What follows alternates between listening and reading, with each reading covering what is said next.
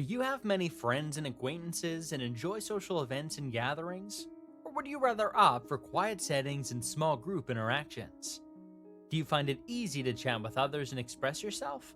Or do you feel drained after attending large social gatherings and find solace in your mind? Which experiences best describe you?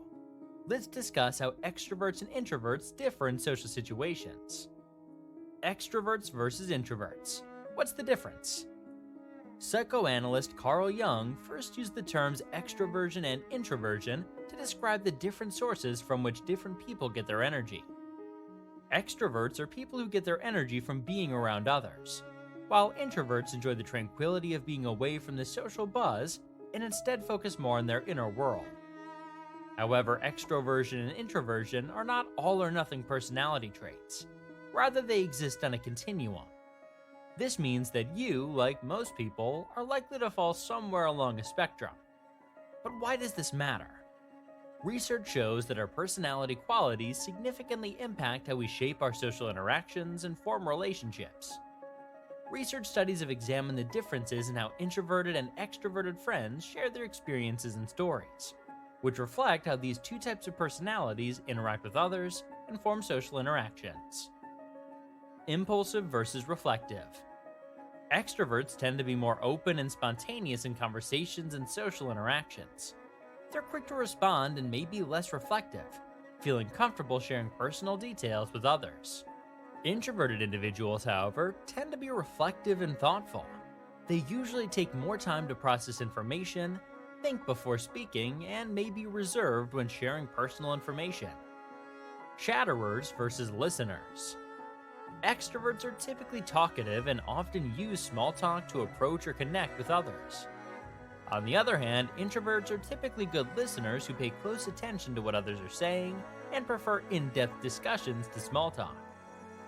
For example, one study examined how extroverted and introverted friends interact in pairs when they know their conversation is recorded. Friends had to have a recorded conversation to catch up on each other's lives. Pairs of extroverted friends were quicker to bring up the awkwardness of being observed and then change the topic smoothly, keeping a conversation going.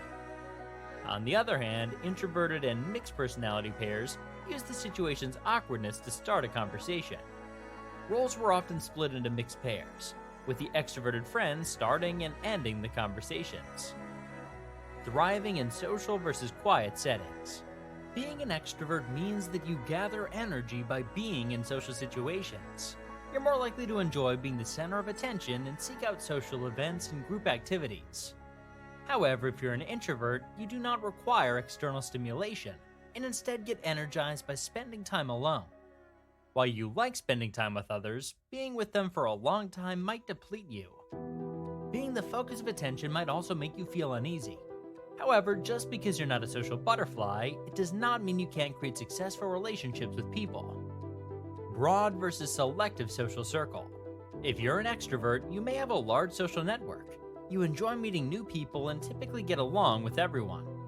Because they're caring, introverts are good at making and keeping meaningful relationships. Still, they'd rather have a few close friends than a broad circle of acquaintances. Can extroverts and introverts complement each other?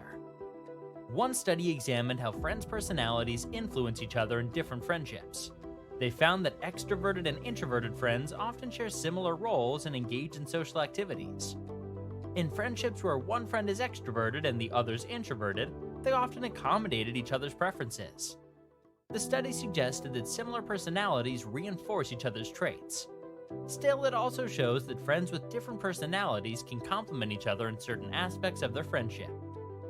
The meeting of two personalities is like the contact of two chemical substances. If there's any reaction, both are transformed.